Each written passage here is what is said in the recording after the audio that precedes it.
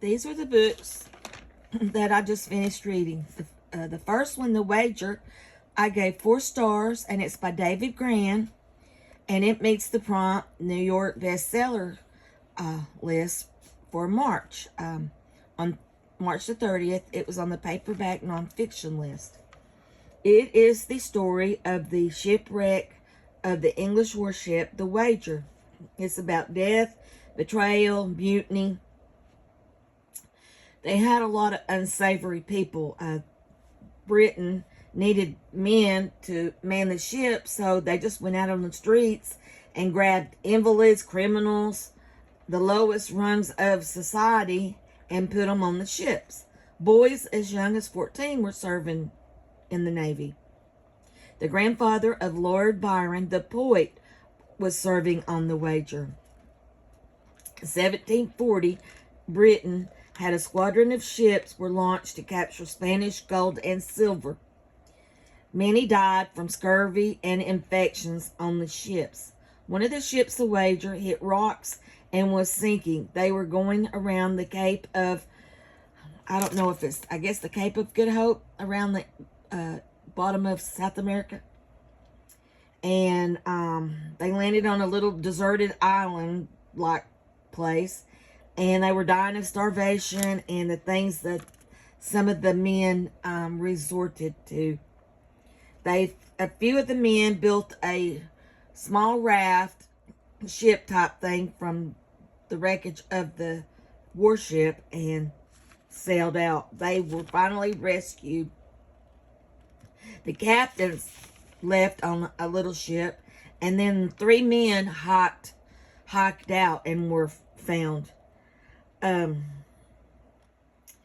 There was a court-martial trial, and the end of the book ends with what happened at the court-martial. It was good. I liked it. I was glad I read it. The next book I finished was Pirate Queens by Rebecca Alexandra Simon, and it meets the prompt Pirate Queen, or female pirate. I gave it 3.5 stars. It's about Anne Bonny and Mary Read, and not much is known about these 2 women. So she filled in the gaps with what women's life was like in that time frame. They were only pirates for 2 months, from August to October or 1720, but they're the two of the most famous pirates that people know about. They were both illegitimate, and they were both raised by men.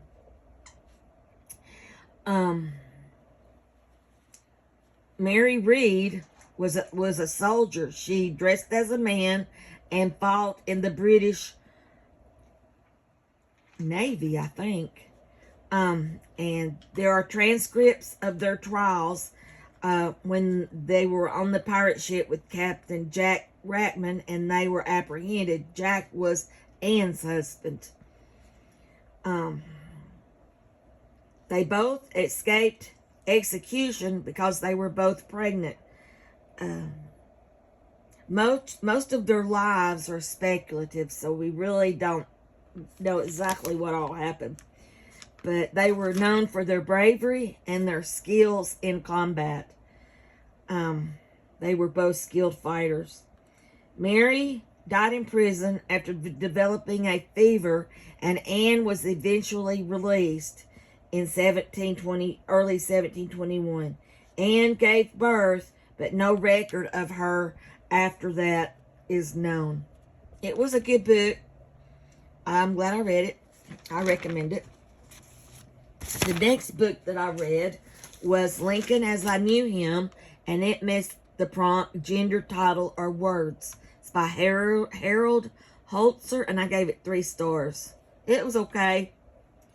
The book is recollections of people who knew Lincoln. They're short. Chapters are like 2 or 3 pages apiece. His law partner had a couple pages, and he said Lincoln drove him crazy because he read out loud constantly. He was very close to his stepmother, but he basically forgot his family when he moved away. and a lot of people felt his sadness, the sadness that was in him. General McClellan called him a baboon. Lincoln, people said, did not care about his appearance or clothes. The last chapter was about the guard who left his post at Lincoln's Theater to go watch the play, and he never recovered from not being at his post to stop the assassination. It doesn't state specifically what he thought, but he eventually, it leads you to believe he committed suicide. It so preyed upon his mind and spirit that he finally died as a result. So Lincoln was an avid reader. He borrowed books as a child, and one book he borrowed, it got wet, and he worked off the price of the book. I learned a few things about Lincoln. I like this book because it had such short chapters, and the reading went really fast. So I was glad I read it. I recommend it. The next book I read was Daughters of the Winter Queen. 4 remarkable sisters, and it meets the prompt cold. I gave it 4 stars. These were the descendants of Mary Queen of Scots, granddaughter, daughters of her granddaughter Elizabeth Stuart, daughter of James I. It's about Elizabeth, Louise, Henrietta, and Sophia. All the monarchs through present day, Germany, Poland, and Sweden, are descendants of these women and Elizabeth. Elizabeth married the Prince of the Palatine and became Queen of Bohemia, but they were only Queen and King for 1 season, so that's why she became known as the Winter Queen. James I was not a very loving dad. It affected Elizabeth her whole life. When he married her off, she never saw England or him again. He was just a work of art, I'll tell you. Sophia's son became George I of England, so I guess they had their revenge. Elizabeth had 13 children. She fought for her husband till his death, and then she fought for her son's inheritance. She repeatedly asked for her father's help, and he totally ignored her. He banned her from England. Her brother, who she was extremely close, died, and Charles I, her youngest brother, didn't support her either. She repeated her father's parenting style with some of her children. It was good. I was glad I read it. 4 Remarkable Daughters of Elizabeth. I recommend this book. So that was that one. The last one I read was Alexandra Weir, Queen of the Conquest, and I love this book. I like Alison Weir. She's easy to read. She's easy to understand, and she really does her research.